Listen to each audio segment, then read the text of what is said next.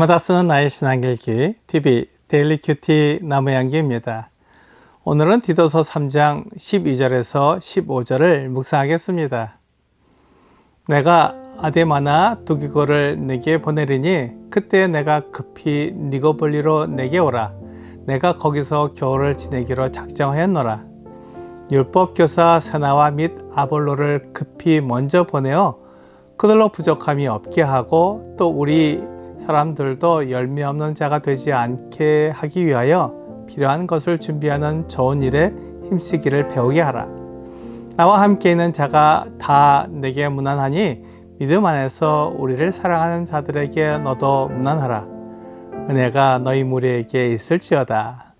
바울은 이제 디도서를 마무리하고 있습니다. 그는 편지를 마무리하면서 아데마나 두기고를 디도를 대신해서 보내겠다고 말합니다. 그러니 아데마나 두기고가 도착하면 디도는 급히 니고볼리에 있는 바울에게로 오라고 말했습니다. 바울은 그곳에서 겨울을 지내기로 작정했습니다. 아데마에 대해 우리에게 알려진 것은 없습니다. 하지만 두기고에 대해서는 몇몇 서신에서 바울의 통역자로 그의 이름이 나오고 있습니다.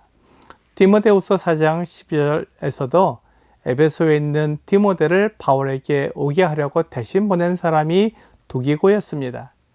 바울이 디모데를 속히 오라고 부를 때 겨울 전에 오라고 했습니다. 나이 많은 바울에게 겨울은 매우 고통스러운 기간이었던 것 같습니다.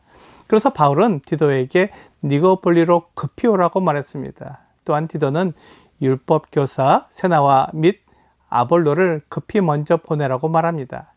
율법교사는 히브리 율법 전문가를 뜻하는 말입니다.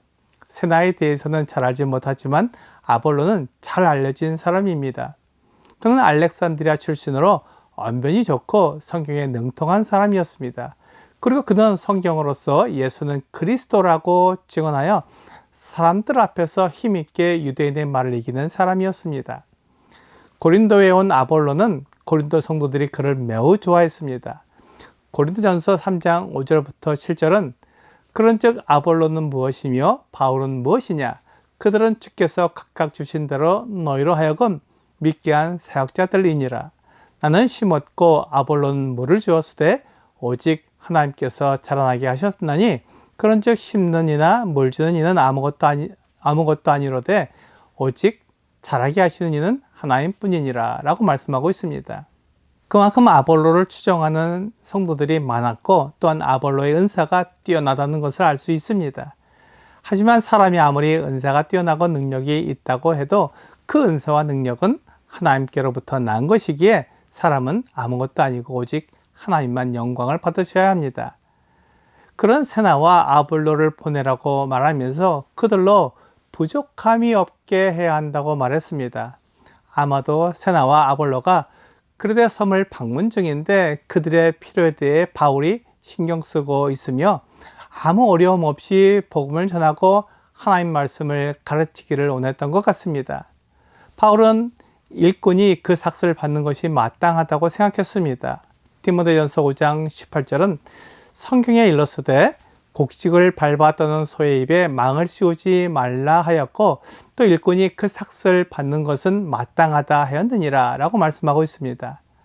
복음을 전하는 사람과 말씀을 가르치는 사람이 가난하고 어렵게 사는 것이 마땅하다고 생각하는 사람들이 있습니다. 하지만 그것은 당연한 것이 아니라 성도들의 헌신이 부족하기 때문에 생기는 현상입니다. 물론 성도들의 헌신이 그들의 어려움을 초래하는 것은 올바른 일이 아닙니다. 하지만 일꾼이 가난해도 된다고 생각하는 것은 성경의 가르침을 벗어난 것입니다. 세나와 아볼로가 사치하거나 돈이 많아서 쌓아두는 것은 옳지 않지만 그들이 복음을 전하고 하나님의 말씀을 가르치는데 어려움이 되어서는 안 되었습니다.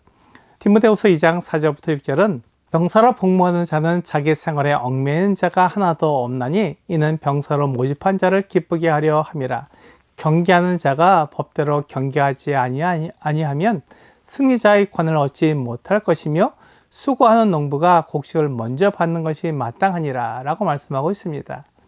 이것이 우리가 경제 활동을 하는 이유이며 하나님께서 우리에게 필요한 것을 공급하시는 이유입니다. 우리에게 필요한 것이 있다면 그것에 감사하고 남은 것으로 교회와 일꾼에게 필요한 것을 공급해야 합니다. 수고하는 농부가 곡식을 먼저 받는 것이 마땅하다고 바울은 말하고 있습니다. 그리고 디도는 그르데 교회 성도들을 가르쳐야 했습니다.